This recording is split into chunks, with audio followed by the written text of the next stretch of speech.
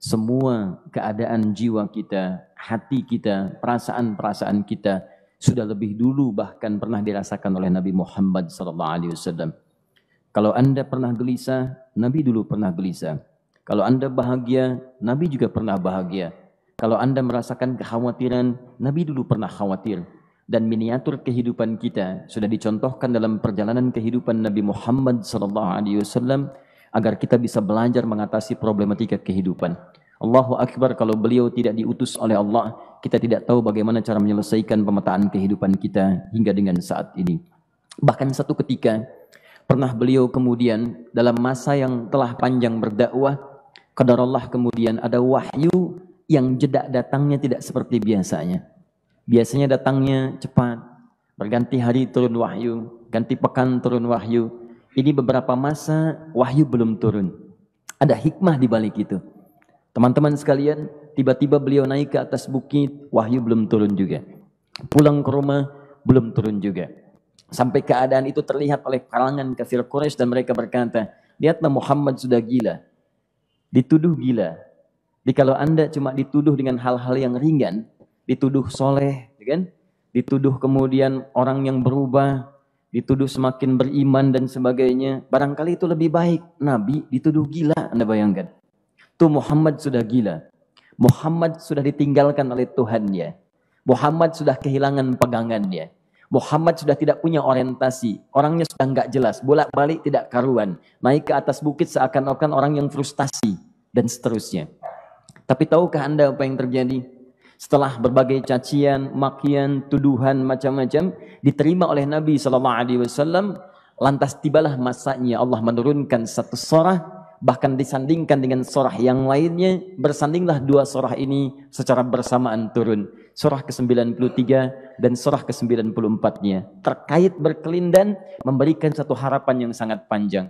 Kata Allah, "Wadduha wal laili idza saja." Ma wadda'aka rabbuka wa ma qala walal akhiratu khairul laka minal ula walasawfa yu'tika rabbuka fatarda alam yajidka yatiman fa'awa wa wajadaka dhallan fahada wa wajadaka 'ailan fa'aghna fa ammal yatima fala taqhar wa ammas sa'ila fala tanhar wa amma bi ni'mati rabbika fahaddits.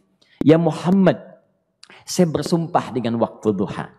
Kalau kita baca dengan ilmu balaghahnya, itu bukan sekedar sumpah mengilustrasikan waktu duha. Karena di ilmu balaghah itu nanti ada 3 turunan ilmu. Ada disebut ilmu ma'ani, ilmu mencari kata-kata sehingga ungkapannya sesuai untuk disampaikan. Mana kata-kata yang tepat untuk disampaikan dalam konteks yang ingin dibicarakan. Itu ma'ani namanya. Kemudian setelahnya ada ilmu bayan, bagaimana mengemas kosakata yang bagus ini sehingga bisa disampaikan dengan jelas, orang tidak bingung menerimanya, paham maksudnya. Kemudian setelah itu kadang-kadang jelas kalimatnya, tapi kedengarannya tidak indah. Woi, rapatkan, woi, apa belum paham juga? Rapatkan saf. Nah, memang jelas, tapi nggak ngenakin. Maka bagaimana caranya disampaikan dengan jelas, tapi hati kita terasa nyaman, memuji. Terasanya nyaman diserahkan kepada Allah, tapi ada kebahagiaan, disampaikan tidak terasa tergurui, diperintahkan serasanya diberikan jalan untuk mendapatkan kebaikan. Maka yang ketiga disebut dengan ilmu badi' namanya. Ilmu menghiasi kalimat yang disampaikan sehingga terasa dengan nikmat. Turunannya nanti ada majaz namanya. Mengambil sebuah kalimatnya untuk diposisikan pada kalimat yang nyaman disebut dengan kinayah turunannya.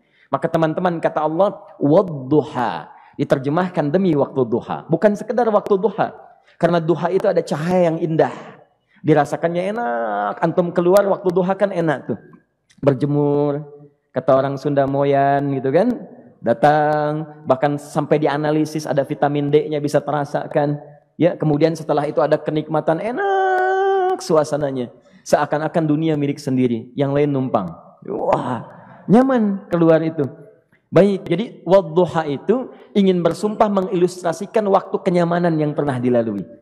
Kalau dalam bahasa tafsir yang luasnya, saya bersumpah Muhammad, demi segala kenikmatan yang pernah engkau rasakan dalam hidupmu, seperti engkau merasakan cahaya duha itu. Engkau pernah senang, saya bersumpah dengan kesenanganmu. Engkau pernah tenang, saya bersumpah dengan ketenanganmu. Engkau pernah nyaman, saya bersumpah dengan kenyamanan yang pernah engkau rasakan. Wal laili idza saja. Dan aku pun bersumpah demi gelapnya malam. Demikian terjemahannya. Bukan sekedar gelapnya malam, saja itu sesuatu yang pekat. Ya, ini belakang kelihatan agak gelap nih. Untuk memberikan proyek, kesini aja Pak, saya cuma ngasih contoh. Contoh, saya bukan mengeluh, bukan, ingin memberi contoh. Ya, contoh pada ilustrasi yang mau saya sampaikan. Nggak apa-apa, biarkan saja. Saya mau contoh kasih kata saja. Ya, ini belakang agak gelap untuk memproyeksikan cahaya ke sini. Tapi yang mau saya sampaikan, kalau gelapnya begitu pekat, semua cahaya ini nggak ada. Cahaya nggak ada nih, sama sekali tidak kelihatan. Saya mau tanya pada Anda, beraktivitasnya mudah atau sulit?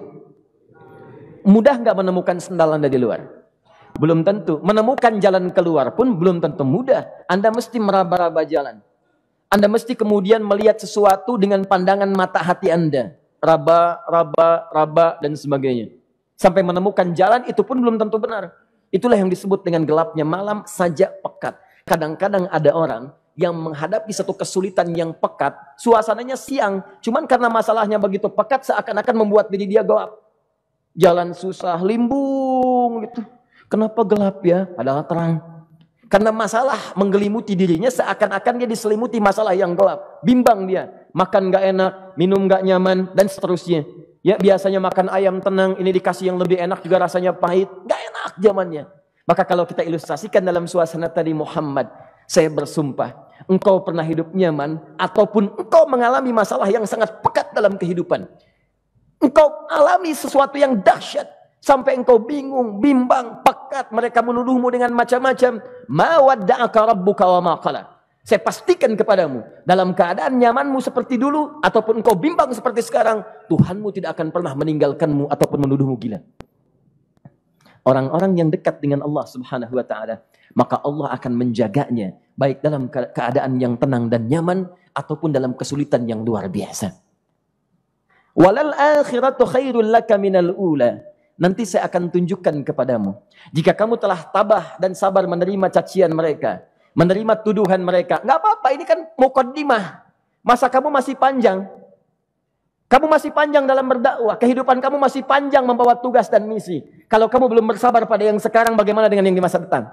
Tapi saya pastikan kepadamu, jangankan yang seperti ini, masalah pekat yang paling hebat pun kamu akan hadapi, yang membuat kamu sedemikian sulit lebih daripada ini, yakinkan pada jiwamu, aku tidak akan pernah meninggalkanmu. Ini prinsip dalam kehidupan kita. Jika Anda menggantungkan hidup kepada Allah, Anda bersandar dengan baik kepada Allah, maka ayat ini akan mengatakan, teman-teman sekalian, Allah tidak akan pernah meninggalkan Anda dalam setiap kehidupan Anda. Nanti, sekarang perjuangan, kata Allah, walal akhiratu khairul laka minal ula.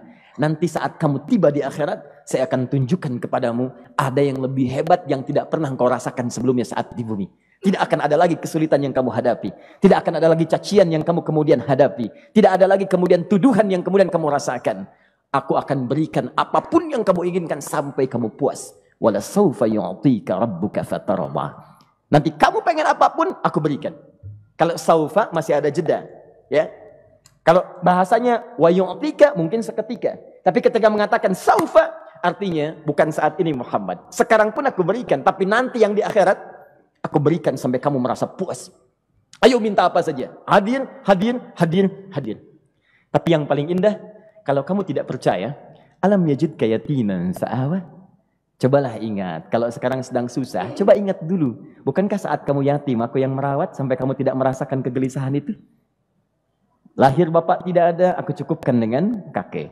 Kakek meninggal, aku hadirkan ibu dan paman hadir di sekitaranmu. Ibu meninggal, ada kakek. Kakek meninggal, ada paman.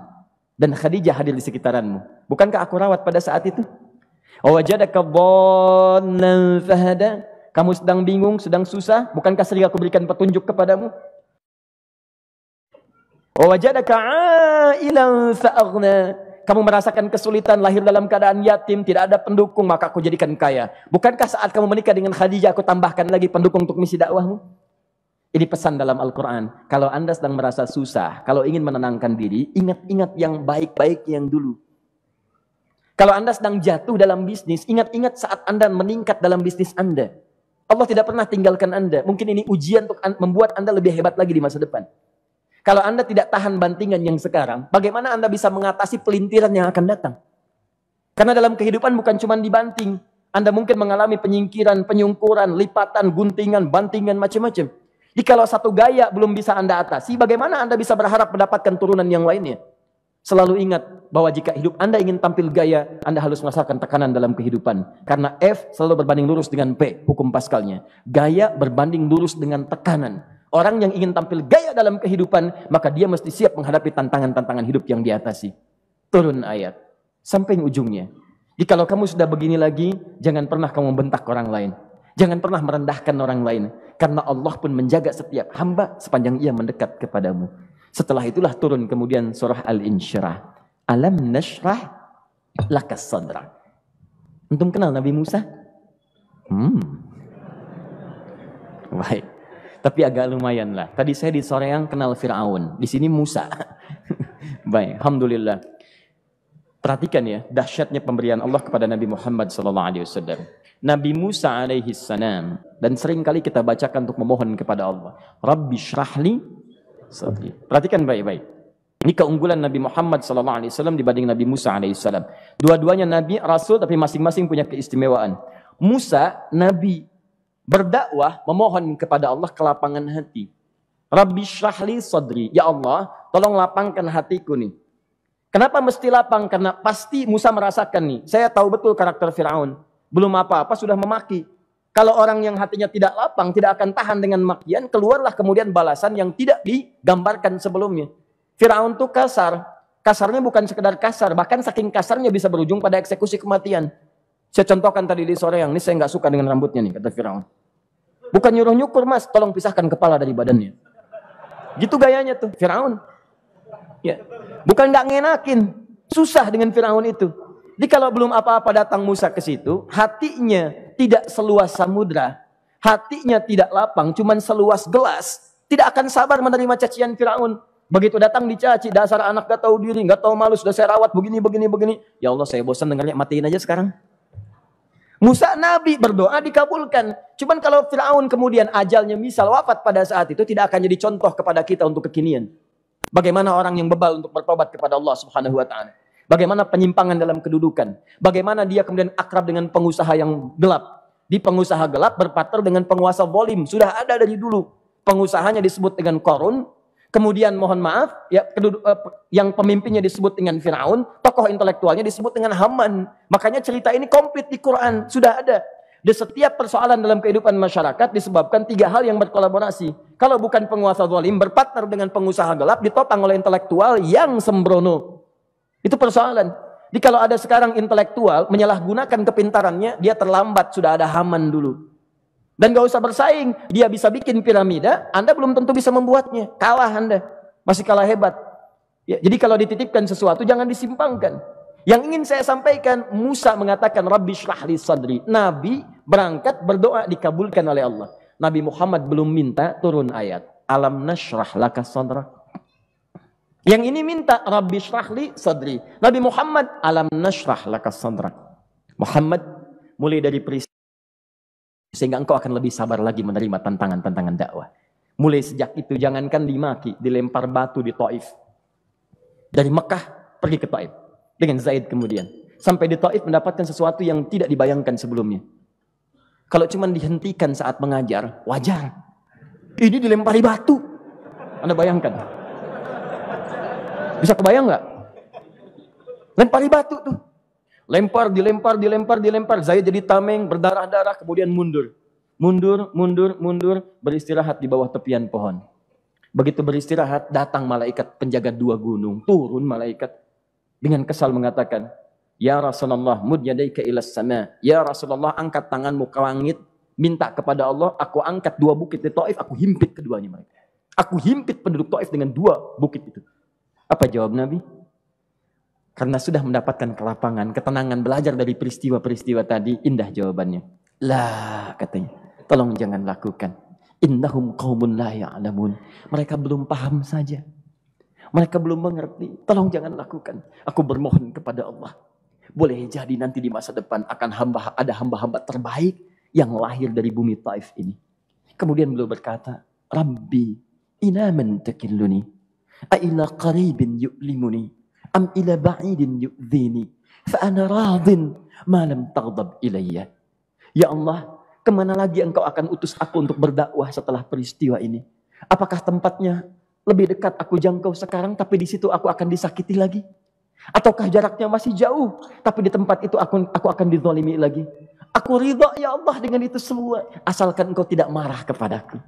Asalkan engkau tidak marah kepadaku. La haula wala quwata illa billahil aliyil azim. Begitu kelapangan itu muncul, ridha dengan ketetapan dan siap, tabah, kuat, hadir dalam jiwanya. Tiba-tiba turun undangan, tunaikan Isra dan Mi'raj. Diangkat statusnya, naik mendekat kepada Allah Subhanahu wa taala. Dihilangkan bebannya, wa wada'na anka wizrak alladzi anqadha dhahrak. Itu hikmah, teman-teman. Barangkali kalau antum saat ini datang ke masjid ini untuk kajian, sedang bawa beban, ada kesulitan, penuh dengan macam-macam, barangkali dibacakan surat Ad-Duha tadi untuk memberikan harapan kepada Anda. Ini bukan PHP, karena ini bukan masalah urusan manusia. Ini adalah janji yang tidak akan pernah diingkari. Innallaha la yukhliful mi'ad. Kata Allah, Anda punya masalah, ingat suasana tenang pada masa lalu. Bukankah saya memberikan ketenangan kepadamu?